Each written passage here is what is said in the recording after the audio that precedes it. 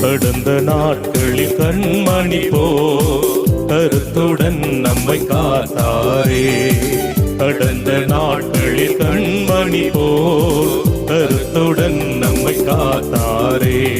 கர்த்தரையே நம்பி ஜீவித்திட இருபயம் மீந்ததா ஸ்தோத்தரிப்போமே.